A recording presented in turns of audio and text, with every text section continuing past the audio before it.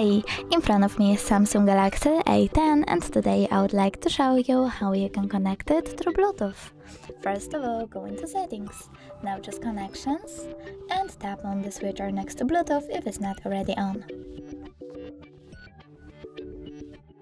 Then click on this option itself and wait for available devices to show up. When they do, click on the one that you want to connect to. Select OK and wait for the other device to accept your connection request. As you can see, my devices were successfully connected. If you wish to disconnect them though, you can always click on this gear icon and tap on pair.